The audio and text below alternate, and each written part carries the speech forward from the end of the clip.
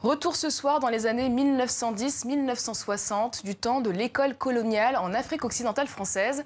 L'enseignement a été adapté aux réalités locales. Si les programmes ont été établis par le pouvoir colonial, de nombreux instituteurs africains avaient la charge de créer des outils pour les mettre en œuvre. Deux historiens ont épluché leurs travaux. Dans un livre, Les Hussards noirs de la colonie, instituteurs africains et petite patrie en AOF, ils nous racontent le rôle qu'ils ont eu. Céline Labrune-Badiane et Étienne Smith, bonsoir. Bonsoir. Merci d'être avec nous. Alors vous êtes co-auteur de cet ouvrage, vous faites tomber un grand cliché de l'époque coloniale. On imagine souvent un instituteur européen donner des cours aux populations locales. Or, il existait des maîtres africains. Comment étaient-ils recrutés et où étaient-ils affectés dans les régions? Étienne Smith. Oui, effectivement, il faut souligner que contrairement à l'image qu'on a de l'école coloniale, les maîtres africains sont dès 1912 majoritaires dans l'enseignement primaire dans toute l'AOF. Et au cours des années 30 et 40, ils sont entre 50 et 75% des effectifs. Donc la majorité des enseignants sont africains et non métropolitains. Ils sont recrutés à l'école normale William Ponty, où ils sont formés. Ça, c'est pour l'élite enseignante. Il y a aussi des moniteurs qui sont formés au niveau local et qui ont vocation à rester au niveau local.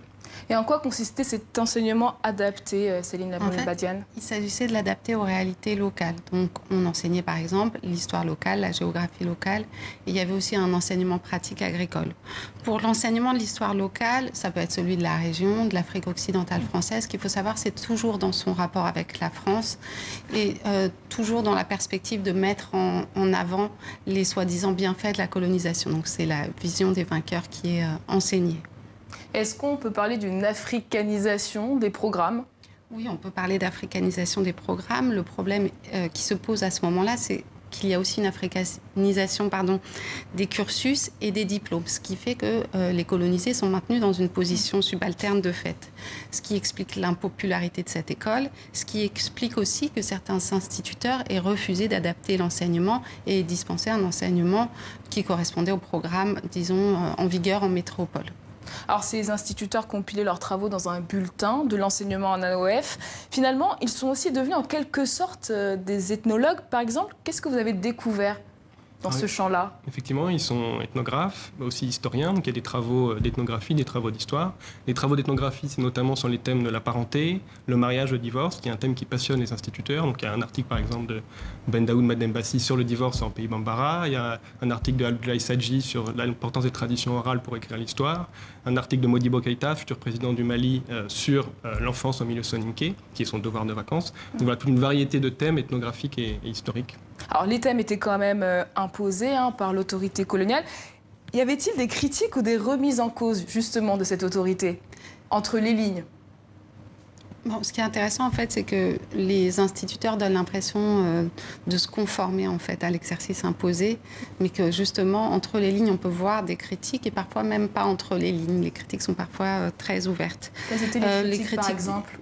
Ça peut être la critique des méthodes, des savoirs produits par les savants coloniaux, mais aussi les catégories coloniales. On a, par exemple, un futur instituteur, Jacques-Marie Ndiaye, qui propose un travail sur les céréales, une monographie, et dans lequel on lui demande de s'inscrire dans une catégorie raciale, ce qu'il refuse en expliquant qu'en fait c'est impossible, et il conclut en disant qu'il est métis, et que donc les catégories coloniales ne sont pas adaptées, en fait, en tout cas en ce qui concerne son expérience. Et justement, pouvait-on y lire aussi les prémices des idées d'émancipation? Alors oui, avec diverses nuances, bien sûr, une infinie palette de nuances selon les auteurs. Mais globalement, à partir de la fin des années 30, on voit que les auteurs, les instituteurs africains, donc s'enhardissent et commencent à produire un discours de plus en plus critique. Ils passent de la critique intellectuelle à une critique de plus en plus politique. Et notamment, paradoxalement, sous le régime de Vichy, c'est là qu'il y aura une libération de la parole en profitant de la Seconde Guerre mondiale pour un peu préparer ce qui vont être les discours d'émancipation des années 50 en faveur des indépendances. Et les autorités gardaient tout de même un contrôle avant publication. Ces corrections, elles étaient importantes? Alors oui, on a étudié en détail justement comment certains manuscrits étaient retoqués. D'ailleurs, dans une enquête de 1938, les instituteurs africains se plaignent que leurs textes, et uniquement leurs textes, sont réécrits par les autorités, ce qui les a amenés bien sûr à se plaindre. On donne aussi l'exemple de certains textes dans le livre de Yacine Diallo, par exemple, un texte sur la condition féminine en Guinée, où là, les autorités ont considéré qu'il était allé trop loin dans la critique, non forcément de l'autorité coloniale, mais plutôt des chefs coutumiers. Et donc là, son texte a été complètement réécrit par les autorités. Donc il y a une diversité là encore de... Et finalement, comment va s'opérer le basculement entre l'enseignement et la politique pour ces instituteurs africains? Mais il faut savoir que l'école normale William-Ponty, c'est le haut de la pyramide scolaire en Afrique occidentale française. Donc c'est des élites qui maîtrisent les codes de la société coloniale. Pour autant, je voulais paraphraser en fait Fanon qui dit que ce n'est pas parce que les Indo-Chinois ont découvert leur histoire qu'ils se sont révoltés, mais c'est parce qu'ils ne pouvaient plus respirer. Et on peut transposer cette phrase au cas de l'Afrique occidentale française, où effectivement, c'est le fait de subir des discriminations, le racisme, les violences au quotidien qui les ont poussés à s'engager et à lutter contre la colonisation. Ils ont impulsé ces luttes pour l'indépendance, vous pensez ? Alors certains, oui, là encore pas tous. Il faut bien rappeler qu'il y a une diversité de positions, mais qu'effectivement les discriminations vécues dans l'enseignement et la recherche ethnographique, les deux, selon des parts différentes, ont produit cette politisation des instituteurs. Merci Céline Labrune-Badiane et Étienne Smith. Je rappelle votre ouvrage « Les hussards noirs de la colonie, instituteurs africains et petite patrie en AOF » à retrouver aux éditions Cartala. Merci beaucoup. Merci. Merci à vous.